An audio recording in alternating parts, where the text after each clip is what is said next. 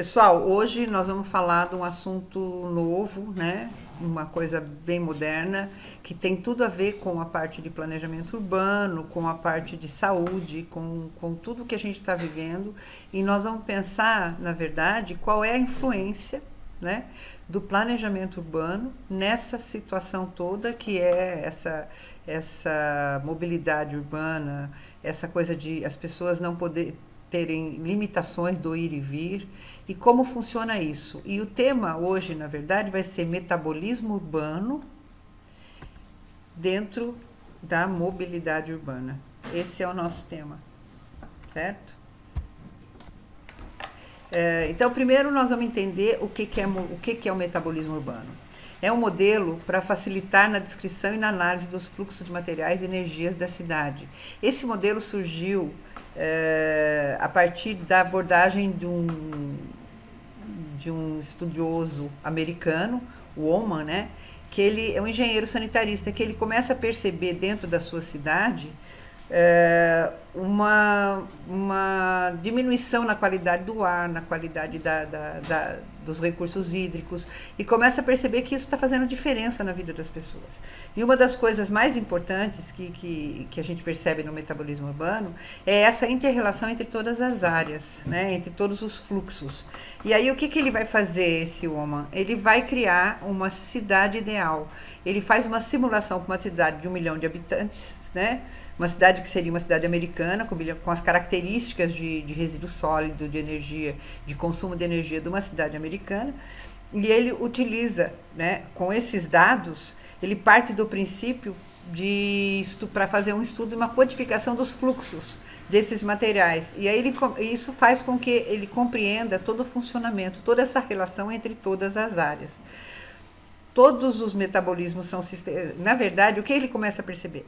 Que todos os metabolismos são sistemas abertos e que esses sistemas abertos eles interagem com o meio, né? E que uma coisa afeta a outra. Que toda a matéria e toda a energia é trocada o tempo todo. Então, e nas cidades não é diferente. Então, se todos os processos dentro do planeta, dentro do meio ambiente, tudo se interage, né, que é inclusive uma das bases da física quântica, né, que é essa relação onde tudo se relaciona, tudo afeta, a cada ação provoca uma reação, né, e aí a partir de tudo isso ele começa a deduzir então o quê? Que em todo e qualquer ambiente urbanizado ocorrem processos constantes de extração, de transferência, de acumulação e disposição de matéria e energia proveniente dos ambientes naturais.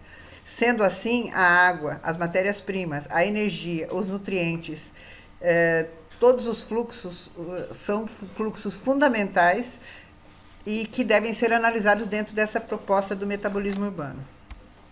Certo? Então, portanto, a partir dessa conversa toda, ele chega à seguinte conclusão, de que o metabolismo urbano, enquanto conceito, é a soma total do processo técnico e socioeconômico que ocorre nas cidades, resultando em crescimento, produção de energia e eliminação de resíduos. Toda essa dinâmica metabólica, né, que acontece dentro da cidade, uma vez que todos os organismos se relacionam, elas acabam gerando, né, resíduos, impactando o meio ambiente. E aí o que vem junto com esse conceito? Uma ideia de quantificação disso, quer dizer, como é que se quantifica essa característica metabólica nas áreas urbanas? Como que essa troca de recursos age dentro de uma região específica e dentro de uma cidade, dentro de uma região, dentro de um país, dentro de todos os espaços que se interligam, né? Numa área urbana eficiente metabolicamente, em relação à água, emularia os sistemas naturais pré-urbanização. O que significa isso?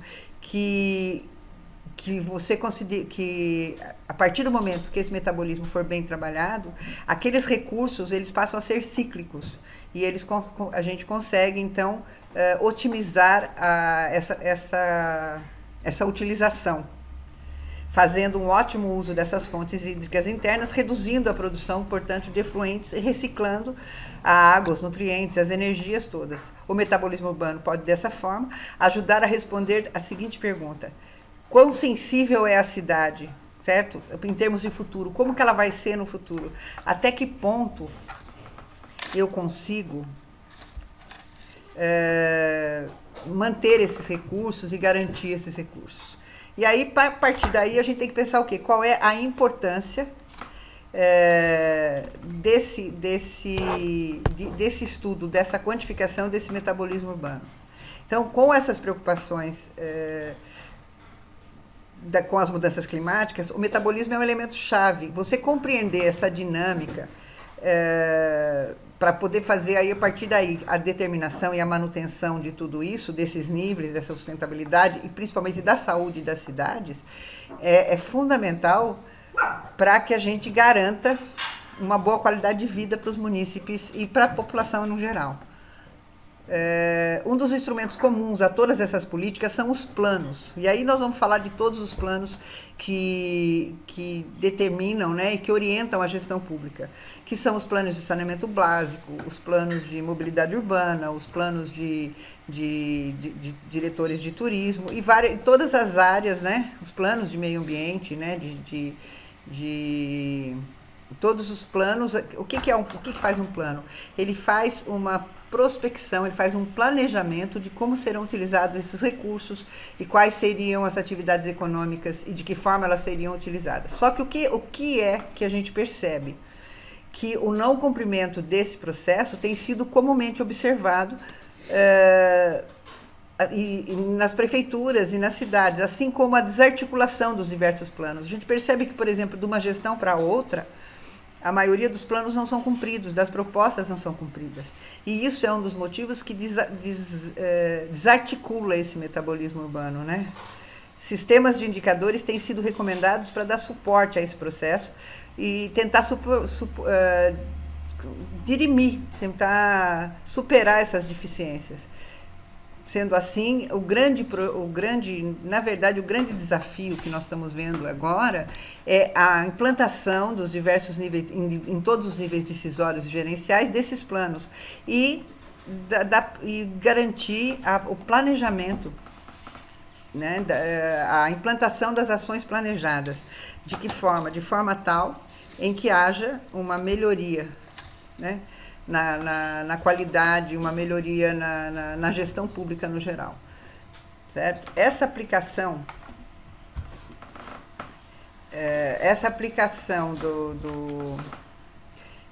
desse metabolismo urbano é feito de várias formas.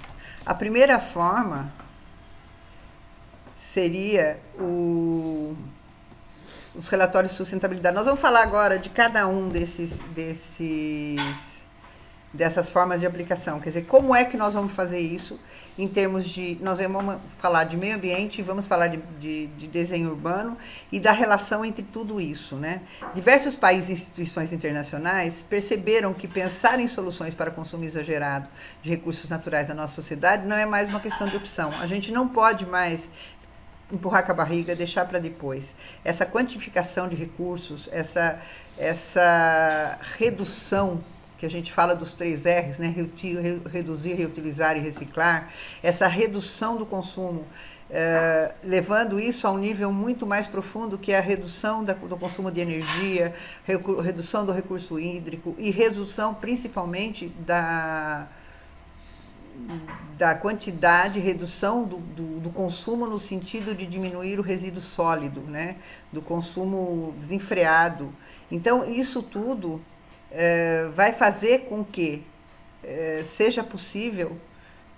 Aí, a partir daí, o que nós vamos fazer? Nós vamos ver que as instituições dos países da União Europeia, eles vêm trabalhando recentemente com várias formas de aquilatar isso, quantificar isso. E quais são essas formas?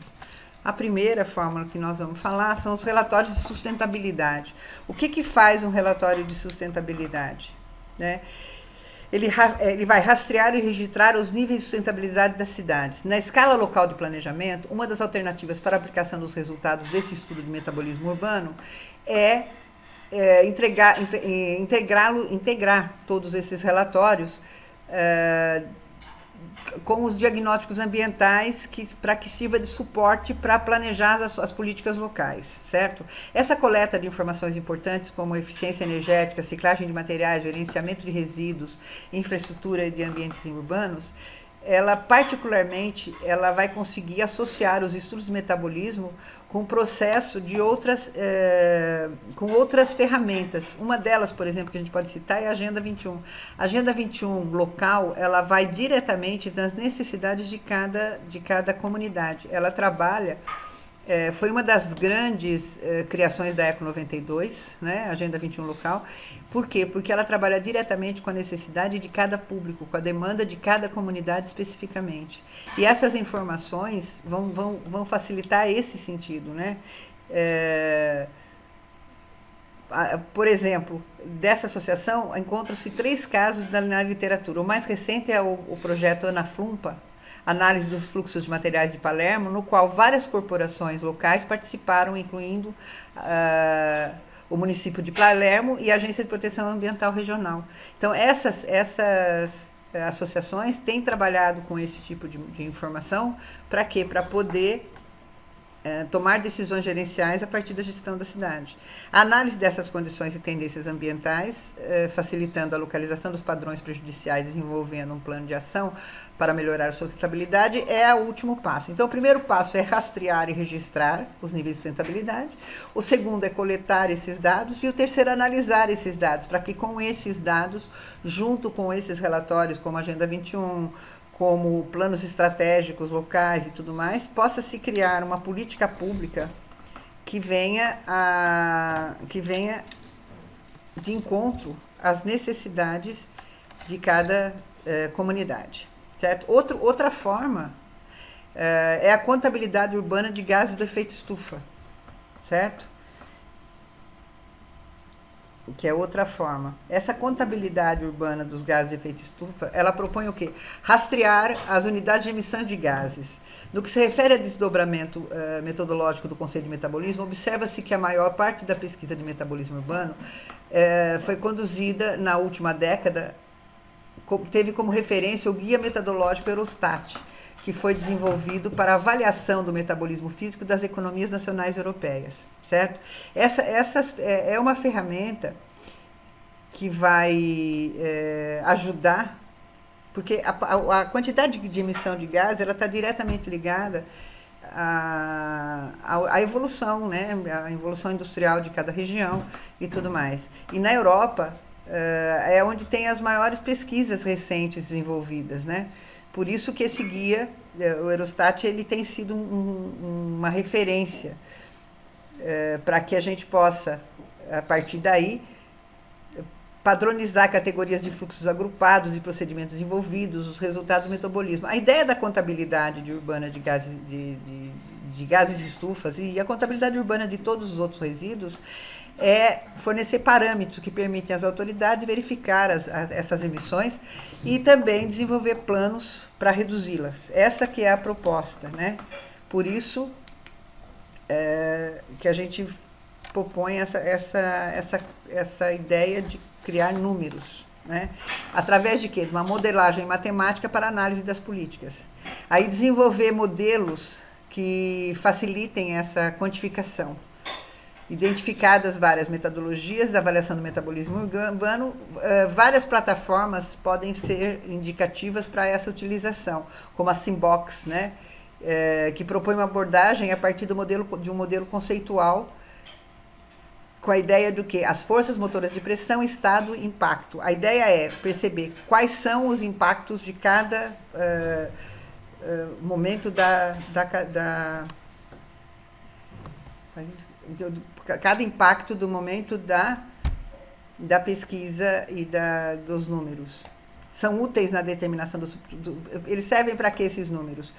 Para a aplicação prática do modelo, certo? Essa aplicação prática do modelo é baseada na quantificação desses elementos e na especificação das várias relações entre eles. São úteis no quê? Na determinação dos subprocessos, nos fluxos de materiais presentes e futuros no ambiente urbano. Aí, por último, nós vamos falar do desenho urbano. Aí, esse desenho urbano, ele está diretamente ligado com o nosso assunto, com o nosso segundo assunto principal, que é o planejamento urbano, né? Que a partir das ferramentas anteriores, os gestores de planejamento e planejadores urbanos podem se guiar para a criação de uma infraestrutura mais verde e sustentável na cidade. Isso aí tem a ver com a ideia de você criar propostas de planejamento urbano que visem a melhor qualidade de vida, espaços mais verdes, formas de mobilidade que sejam sustentáveis, eliminar um pouco os veículos individuais, né, para os carros e ir para o transporte público, ir para ciclovias, transportes alternativos, né? Um dos grandes desafios para os planejadores das cidades do futuro está em conciliar sistematicamente as densidades de ocupação do desenho urbano com as demandas para a sobrevivência do ser humano. A ideia é fazer com que lugares que estejam muito com alta densidade demográfica, também consigam ter uma boa qualidade de vida. Esse é o grande desafio, é o equilíbrio com os ecossistemas, a paisagem, os processos naturais e a qualidade de vida do ser humano. No Brasil, as contribuições da ciência ecológica e o pensamento sistêmico transdisciplinar ainda não estão incorporados nos estudos urbanos nos meios acadêmicos. Existe um distanciamento muito grande entre as ciências sociais, ecológicas e o planejamento urbano, o desenho urbano e a ecologia. Hoje, a parte de... Por isso que nós estamos fazendo, inclusive, essa conversa, justamente para a gente entender que não tem como você falar de planejamento urbano, de metabolismo urbano, sem pensar em preservação ambiental, em ecologia, certo? Sem pensar na sustentabilidade, no espaço mais verde, nas infraestruturas mais sustentáveis. Então, para isso, o que é importante? Criar fluxos circulares onde esses recursos são recicláveis. A ideia seria criar uma proposta de zero resíduo, né? Quer dizer, a ideia é não se produzir nenhum tipo de resíduo mais. Isso é uma coisa meio utópica, mas se a gente buscar o zero, talvez a gente chegue num número bem menor do que é emitido hoje. Um dos principais indicadores é registrar os níveis de sustentabilidade dessa cidade. Essa figura que vocês estão vendo na tela, ela é de Sydney, né? O Mostalfati, que é um dos autores que a gente pesquisou, ele afirma que o conceito de metabolismo urbano ele evoluiu ao longo do tempo e traz indicadores de qualidade de vida que foram incluídos assim, nesse conceito também. No caso, nós estamos falando de Sydney, que considerando indicadores de empregabilidade, porque não é só a qualidade de vida em termos ambientais, por isso essa coisa do desenho urbano. É uma diversificação de situações e o que a gente chama de uma visão holística, né? Que o gestor público ele tem que ter, o planejador ele tem que ter uma visão do todo. Ele tem que compreender que as pessoas precisam de emprego, de saúde, de habitação, de educação, de renda, de lazer e de atividades comunitárias, de convívio social. Então tudo isso tem que ser visto no planejamento. Você não pode ver o planejamento urbano como uma estrutura física de concreto, onde você vai por ruas e prédios e colocar ali o que vai ser feito em cada coisa. Você tem que pensar, por isso o metabolismo, que ele é uma coisa viva, né, que está sempre sofrendo mudanças o tempo todo. E aí, para que isso seja viabilizado, nós precisamos pensar em sustentabilidade ambiental.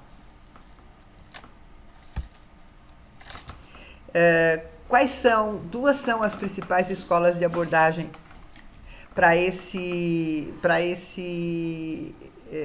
conseguir, né, esses objetivos. O método de energia e a análise do ciclo de material. O método de energia ele foi criado por Odum em 1970 e ele acreditava que a energia ela poderia rastrear e explicar os fluxos metabólicos usados, direto ou indiretamente, para criar produtos e serviços. Ele cunhou o termo joules de energia solar como unidade padrão para todos os processos urbanos. Essa ideia foi uma ideia bem interessante, no entanto, ela foi descartada porque foi considerada de muito alto custo, né?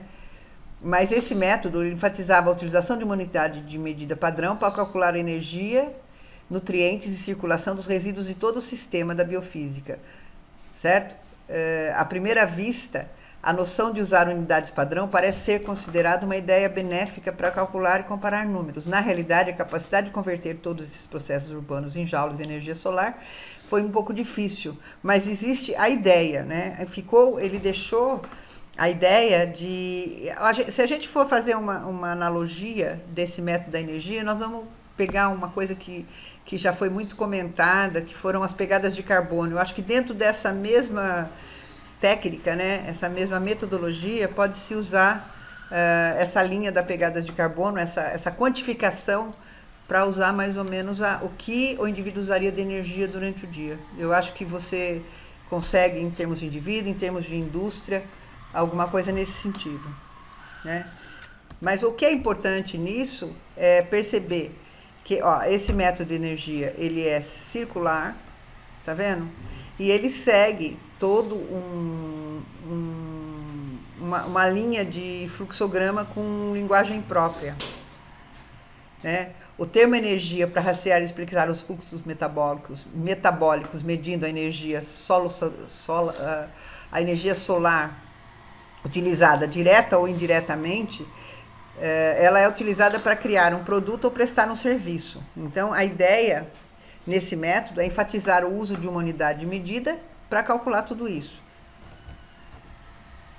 Aí, agora, outra forma de se aquilatar isso, avaliar isso, seria a análise do fluxo de material.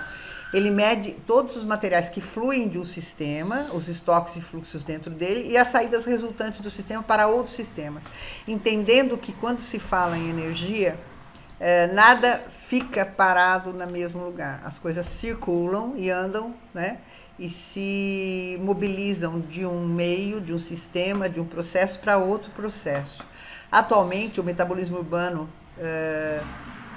enquanto abordagem, ele foi aplicado várias vezes para avaliar e descrever esses fluxos urbanos e impactos relacionados a eles. Então, muitos fluxos urbanos existiram, então, por enquanto, a gente usa, dentro do metabolismo, esses impactos para ser avaliados, né? A técnica tornou-se uma escola regular de metabolismo urbano, porque suas unidades essa técnica que ele fala, que é a MFA, né, que é a análise de fluxo, ela, na verdade, ela usa várias unidades mais práticas que os públicos, que os trabalhadores, que os funcionários do governo, os pesquisadores conseguem entender. Por quê? Porque, como ela trata de materiais que fluem, que entram e saem do sistema, eles são mais passíveis de quantificação. Essa linguagem mais utilizada para medição do metabolismo, atualmente, é mais utilizada. Por quê? Porque ela utiliza unidades práticas, né? Aqui tem uma ideia, um fluxo de material, um fluxograma, né? E esse fluxograma você pode ver que ele tem os ins, os outs, né? Os input, output, que é as entradas e as saídas, né? Então você pode ver que cada elemento ele entra no processo, ele cria resíduos que saem do processo e cria a possibilidade de retornar ao processo.